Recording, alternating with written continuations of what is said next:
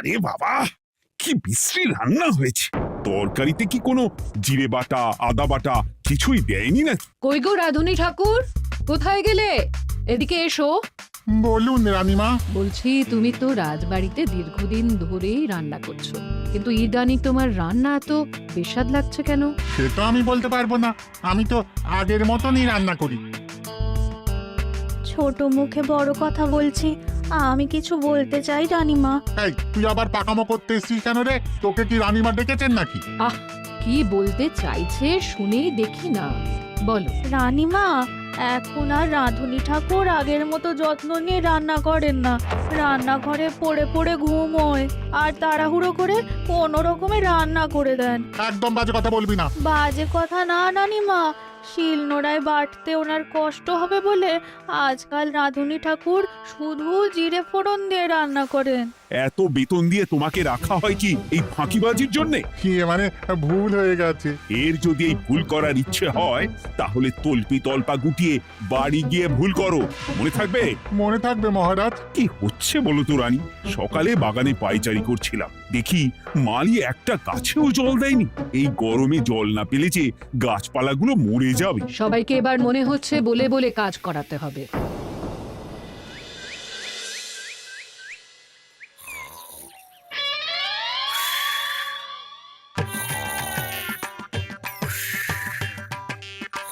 কি গো, কদিন ধরে তো তুমি শুধু খাচ্ছ আর ঘুমোচ্ছ। বাজার দোকান কিছুই নেই গো, রাজসভাতেও যাও না। কি যে করি। কি গো দিদা, দাদু আজও ঘুমোচ্ছে? কি বলবো বলতো? আমরা কিছু একটা ব্যবস্থা করছি, দাঁড়াও।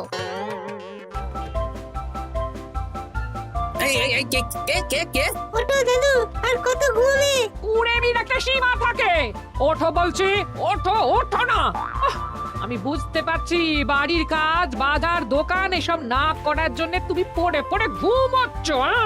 দাদু কাজে ফাঁকি দিচ্ছে দিদা। দে পুটি, আর সরসরি দে দে।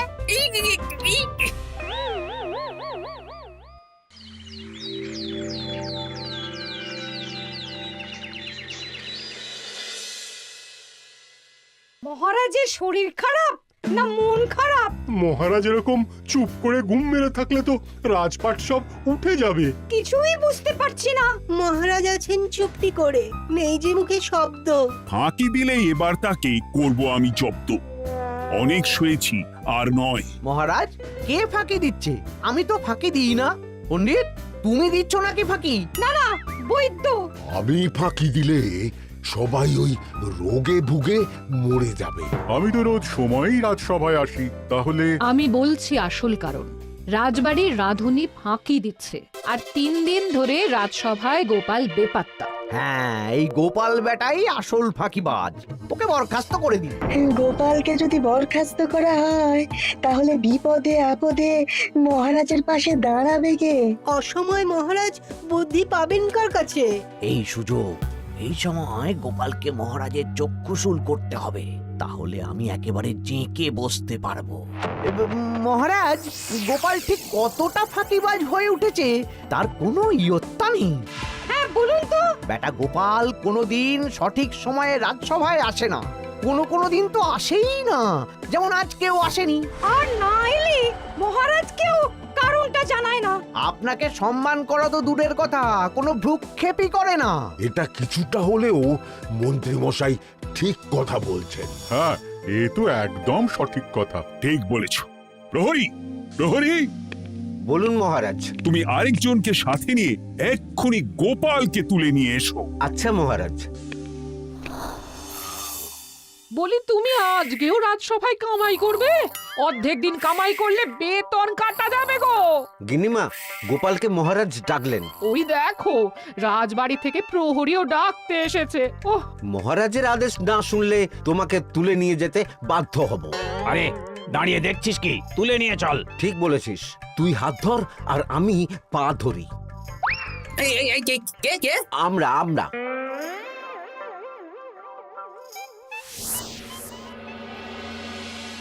এসব কি গোপাল? তুমি বাড়িতে আছো, ঘুমোচ্ছ, অথচ রাজসভায় আসছো না।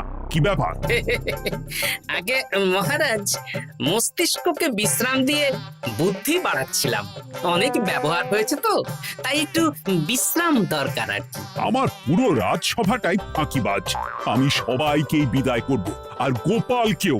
এই সেরেছে, আমি ফাঁকিবাজ নই মহারাজ। আমি খোঁজ নিয়ে দেখেছি সবাই কম বেশি গায়ে হাওয়া লাগিয়ে ঘুরছে। মহারাজ, আমি তো নদীর পাড়ে বসে শীতল হাওয়া গায়ে লাগাই, তবেই তো ঢেউয়ের মতো আমার ছন্দ আসে। কেউ ফাঁকিবাজ না মহারাজ, আসল ফাঁকিবাজ গোপাল। মহারাজ, আমি যদি দরকারে আপনাকে বুদ্ধি দিয়ে, ফাঁকা সময়ে বিশ্রাম দিয়ে ফাঁকিবাজ হই, তাহলে মন্ত্রী মহা ফাঁকিবাজ। কারণ মন্ত্রীর কাজ রাজাকে বুদ্ধি দেওয়া, তা তিনি করেন না বলেই আমাকে দরকার পড়ে। আমি তো ভাঁড়, আমি শুধু হাসাবো, এটাই আমার কাজ। তাতে কি, সেনাপতিও তো সেনাপ্রধান, ও কি যুদ্ধ করে? রাজ্যে শান্তি শৃঙ্খলা বজায় আছে, তাহলে যুদ্ধ করে হবেটা কি? হ্যাঁ, অকারণে পায়ে পা দিয়ে যুদ্ধ বাঁধাবো নাকি? হ্যাঁ, যত সব। যখন তখন বিপদ আসতে পারে, তাই যুদ্ধের জন্য সব সময় সামরিক শক্তিকে প্রস্তুত থাকা দরকার। হ্যাঁ, এটা গোপাল ঠিক বলেছে। সেনাপতিকে তো কোনোদিন সেসব নিয়ে মহড়াও করতে দেখি না। তাহলে দাঁড়ালো 3 জন ফাঁকিবাজ। মূল অভিযুক্ত গোপাল দিন রাত কামাই করে, মন্ত্রী মহারাজকে বুদ্ধি দেয় না, আর সেনাপতি যুদ্ধের প্রস্তুতি নেয় না। এই 3 জনকে আমি বিদায় করব। এই সেরেছে, এ তো দেখছি বিনা মেঘে বজ্রপাত। না, তবে তোমরা যে ফাঁকিবাজ নও সেটা প্রমাণ করার জন্য 12 ঘন্টা সময় দেব। আমাদের কি করতে হবে? তোমাদের 3 জনকে 3টে খালি বস্তা দেব। প্রত্যেকে ওই খালি বস্তা নিয়ে জঙ্গলে যাবে, আর এই 12 ঘন্টার মধ্যে জঙ্গল থেকে বস্তা ভরে আনবে। একটা বস্তা ভরার জন্য 12 ঘন্টা সময়? এ তো খুবই সহজ কাজ। সহজ কঠিন জানি না, যে ফাঁকি দিয়ে ফাঁকা বস্তা জমা দেবে বা কিছুটা ভর্তি কিছুটা খালি আনবে, সে সাজা পাবে। আচ্ছা মহারাজ, আমি বস্তায় কি নিয়ে আসবো সেটা কি আপনি দেখবেন? তা দেখবো না, কিন্তু বস্তা ভরে আনতে হবে। আর যা বস্তায় ভরে আনবে তাই নিয়ে সবাই বাড়ি ফিরে যেতে পারবে। তার মানে বস্তাতে যা থাকবে সব বস্তার মালিকই পাবে। একদম তাই। বুঝে গেছি, ভিতরে কোনো গভীর পরিকল্পনা আছে। প্রহরী, প্রহরী, তুমি এই 3 জনকে 3টে বস্তা দিয়ে দাও। যথা আজ্ঞা মহারাজ। আর বাকি সভাসদেরা আজকে রাজসভাতেই থাকুক। ওরা 3 জন আসবে, ওদের বিচার হবে, তারপর ফিরবে। আমাদের খাওয়া দাওয়া তাহলে রাজবাড়ির তরফ থেকেই দেয়া হবে মহারাজ? হ্যাঁ। জঙ্গলে তো যাচ্ছি, কি নেব? গোপাল, আমি বলি কি, তুমি বরং আমার বস্তায় ঢুকে যাও, আমি তোমাকেই নিয়ে ফিরে যাই, ল্যাটা চুকে যাবে। আপনি যদি একা আমাকে বস্তায় ভরে নিয়ে যেতে পারেন তো চলুন। একা? এই সেরেছে। দাঁড়ান, আমি আপনার কাঁধে চড়ে দেখি আপনি আমাকে বইতে পারবেন কি পারবেন না। না না, মুখ ফসকে বলে ফেলেছি, মাথা খারাপ নাকি? তাহলে নিজের মতন থাকুন।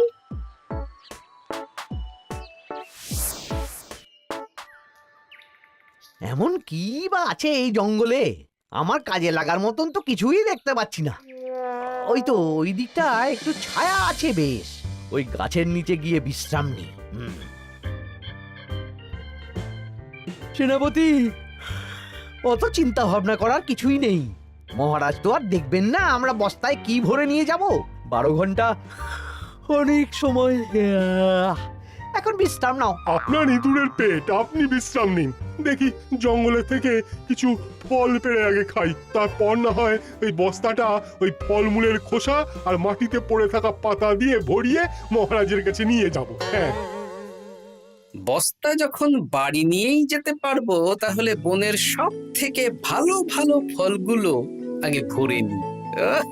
গিন্নিকে এবার বলবো, বাজার আনি না তো কি হয়েছে, দেখো কত ফল এনেছি।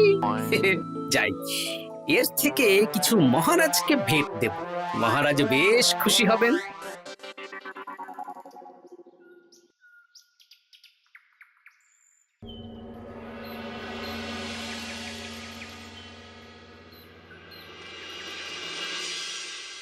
উফ, এই এত বড় জ্বালার মতো পেটখানা নিয়ে এই পেল্লাই গাছে উঠবো কি করে?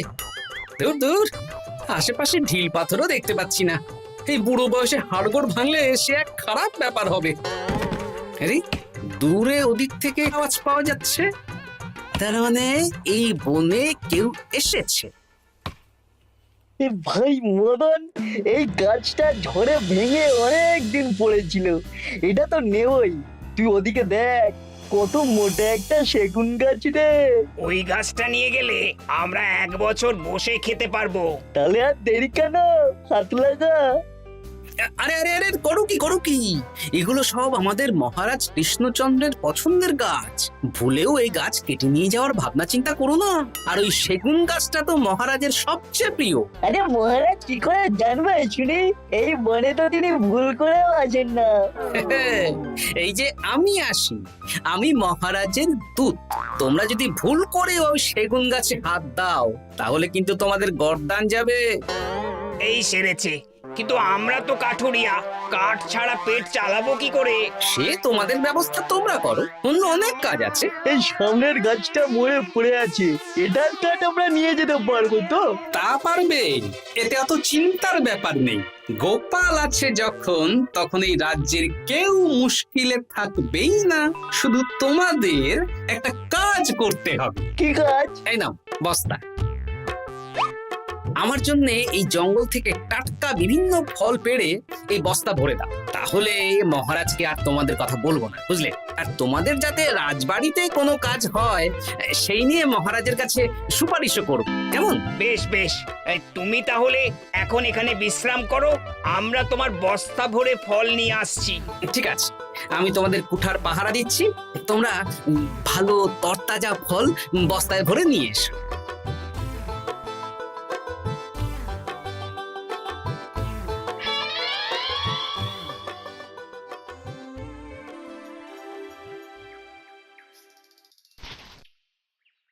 ব্যাস ব্যাস ব্যাস, আমার বস্তায় পাতা ভরা হয়ে গেল, এবার যেতে হবে।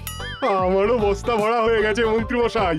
হ্যাঁ, কটা ফল খেলাম আর কটা ভরে নিলাম, আর বাকি জঙ্গলের পাতা ভরে ফেলেছি। হ্যাঁ, আবার কি কি ভরেছি আর কি ভরিনি সেসব তো মহারাজ আর দেখতে যাবেন না। তাহলে আর দেরি কেন, চলুন হাঁটি হাঁটি পা পা করে এগিয়ে যাই। গোপালকে তো দেখতে পাচ্ছি না। ও বেটা যা কুঁড়ে, হয়তো এখানে এসেও ঘুমিয়ে পড়েছে। আবার কালকে সকালবেলা উঠবে।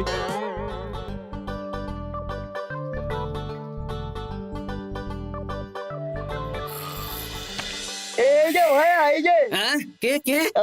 আমরা। ও বলো, বস্তা ভরে এনেছো? হ্যাঁ, ভরে এনেছি। তাহলে চলো রাজসভায় যাই, তোমাদের একেবারে মহারাজের সাথে পরিচয়ও করিয়ে দেবো, আর কাজের ব্যাপারেও বলবো। চলুন, চলো চলো চলো।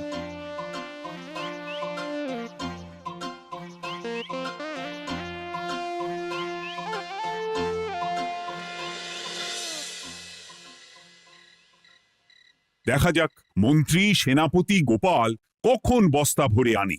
এই তো চলে এসেছি, বিশ্রাম নিলাম, বস্তাও ভরে ফেললাম।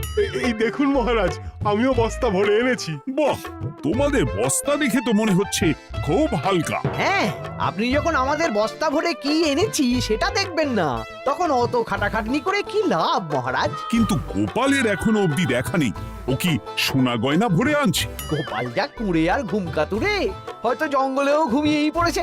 মহারাজ, আপনি একটা কাজ করুন, আমাকে আর মন্ত্রী মশাইকে যুগ্মভাবে বিজয়ী ঘোষণা করে দিন, ব্যাস। এত তাড়া কিসের? বাবা বাবা বাবা বাবা, তোমরা তিনজনেই বস্তা ভরে এনেছো, আমি খুব খুশি। আমার কথা শুনে কাজ করেছো, তোমরা তিনজনেই বিজয়ী। এবার বাড়ি যাও, যাও। গোপাল কি করে বিজয়ী হয় মহারাজ? এই বস্তা ভরে নিয়ে আসাতেও তো ওর ফাঁকিবাজি ধরা পড়ছে। কিসের ফাঁকিবাজি? এই যে দুটো লোক তোমার হয়ে বস্তা বয়ে আনলো, সে তো মহারাজ সহ আমরা সবাই দেখতেই পেলাম। তা তো ঠিক, গোপাল নিজে হাতে বস্তা ভরে আনেনি। মহারাজ বস্তা ভরে আনতে বলেছেন, আমি এনেছি, এখানেই কথা শেষ। আমি কাকে দিয়ে বস্তা ভরালাম, কে আমাকে সাহায্য করলো, সেসব তো কোনো শর্ত আরোপ করা ছিল না। কিন্তু পরীক্ষাটা তো কে ফাঁকিবাজ সেটা প্রমাণ করার পরীক্ষা। এখানে তো তুমি ফাঁকি দিলে গোপাল। এটাও ঠিক কথা, তাহলে গোপালের শাস্তি পাওয়া উচিত। মহারাজ, আপনার শর্ত ছিল সেই ফাঁকিবাজ বলে প্রমাণিত হবে যে বস্তা খালি আনবে। এইখানে আপনি একটা ছোট্ট ভুল করেছেন মহারাজ, বস্তায় কি আছে সেটা দেখবেন না আগেই বলে দিয়েছেন। তা তো বলেছি। আপনি নিশ্চয় জানেন পাঠশালায় কিছু ছাত্রছাত্রী থাকে যারা পড়ার বইয়ে মুখ গুজে বসে থাকলেও পড়ায় তাদের মন থাকে না, মাথাতেও পড়া ঢোকে না, তাই সেই পড়া তাদের কোনো কাজে লাগে না। কি পণ্ডিত মশাই, এদেরকেই তো বলে ফাঁকিবাজ। বিলক্ষণ, এরাই ফাঁকিবাজ। ধন্যবাদ। তেমনি আমি যদি বলি সেনাপতি আর মন্ত্রী মশাই ওই ফাঁকিবাজদের মতনই ফাঁকি দিয়ে বস্তা ভরেছে, তাই ওদের বস্তা এত হালকা। সে তো আমি বুঝতেই পারছি। কিন্তু আমার বস্তায় যা জিনিস ভরে এনেছি তা একার পক্ষে সংগ্রহ করা মুশকিল ছিল, তাই আমি দুজনের সহযোগিতা নিয়েছি। মহারাজ, আপনি কি বস্তা খুলে দেখবেন নাকি? না না, আমি খুলে দেখলে আমার কথার খেলাপ হবে। এবার তো দেখছি আবার তিনজনের পরীক্ষা নিতে হবে। হ্যাঁ, নইলে প্রকৃত ফাঁকিবাজ কে সেটা প্রমাণ হবে না। কিন্তু ফাঁকিবাজ ধরার উপায় কি? মহারাজ, আমরা বরং আমাদের বস্তা নিয়ে বাড়ি না গিয়ে একদিন কারাগারেই থাকি, আর তাতেই প্রমাণ হবে এই বস্তায় সত্যি কি আছে যা আমাদের নিজেদের কাজে লাগবে। এটা ভালো বুদ্ধি। মহারাজ তখনই কারাগার থেকে আমাদের মুক্ত করবেন যখন আমরা আর থাকতে না পেরে ডাক দেব, আর যে আগে বেরোতে চাইবে সে সব থেকে বড় ফাঁকিবাজ, মানে যে আগু পিছু না ভেবে কাজ করে। বেশ, তাহলে তাই হোক। মহারাজ, কারাগারে শুধু জল ছাড়া আর কিচ্ছু দেওয়া হবে না, কারণ বস্তায় তো আর জল থাকতে পারে না। না না, তা কি করে হয়? শুধু জল? হ্যাঁ, আমি তো লোককে দিয়ে বস্তা ভরিয়েছি। আপনারা নিজে কি এমন কাজের জিনিস ভরেছেন সেটাই প্রমাণ হবে। বেশ, তাহলে তোমরা কারাগারে যাও। প্রহরী, ব্যবস্থা করো। আর এই দুজন কাঠুরিয়া বেশ কর্মঠ মহারাজ, যদি কোনো রাজবাড়ির কাজ থাকে এদের দিয়ে করাতে পারে। আমার বাগানের মালিটা খুব ফাঁকি দিচ্ছে, তাহলে ওদের সাথে কথা বলে নিচ্ছি। যাও যাও, তোমরা কারাগারে যাও।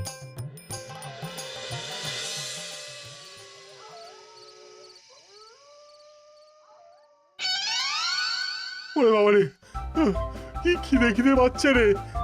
দেখি বস্তায় কি আছে দেখি।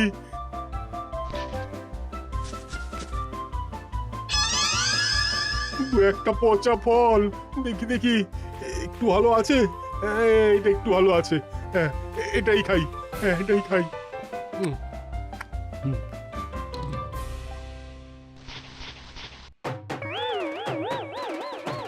আমি তো শুধু পাতা ভরেছি, কি সেরেছি?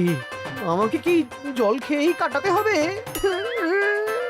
এবার আমি দেখি।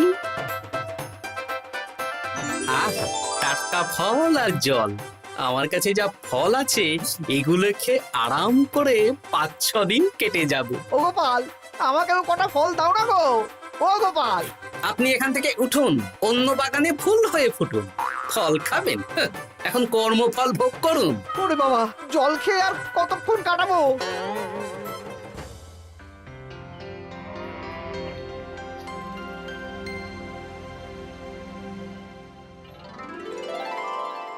উফ, পেটটা চুই করছে, কি খিদে পেয়েছে না।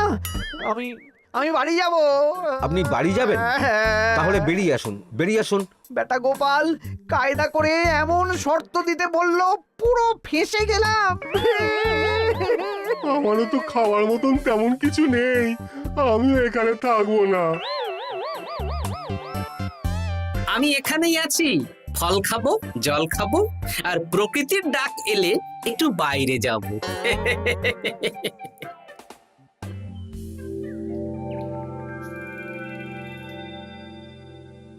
কি তোমরা কারাগারে এক রাতের বেশি তো থাকতেই পারলে না? কি আর করব বলুন মহারাজ, আমরা তো আর গোপালের মতন বস্তা ভরে টাটকা ফল নিয়ে আসিনি। বেটা গোপাল আমাদের দেখিয়ে দেখিয়ে ফল খাচ্ছিল, ওতে আমাদের খিদে আরো বেড়ে যাচ্ছিল। তাহলে এরা দুজনে তো হার মেনে নিল। গোপাল কি করছে? গোপাল খাচ্ছে আর ঘুমোচ্ছে। ওকেও নিয়ে এসো। আচ্ছা মহারাজ। একই মহারাজ, আমার তো এখনো বাইরে আসার ইচ্ছে হয়নি। কি আর করা যাবে, ওরা হার মেনে নিয়েছে, তার মানে তুমি জয়ী হয়ে গেলে গোপাল। আমার বস্তায় ভরে অনেক ফল এনেছিলাম, এখনো অনেক আছে।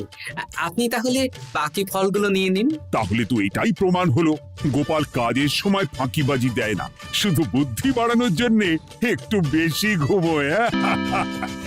এই নাও গোপাল, তোমার উপহার। মহারাজ, আমি সময়ের কাজ সময়ে করি আর বাকি সময় একটু ঘুমাই। আমার এখন ঘুম দরকার মহারাজ, কাল থেকে অনেক ধকল গেল যে। বেশ, তোমাকে ঘুমানোর জন্য 1 সপ্তাহ ছুটি দেওয়া হলো। ধন্যবাদ মহারাজ। কি সেনাপতি আর মন্ত্রীমশাই, এবার বুঝলেন তো ফাঁকি দিলেই ফাঁকে পড়তে হয়, তাই কাজ করলে ভেবে চিন্তে করুন। চলি খুব ঘুম পাচ্ছে।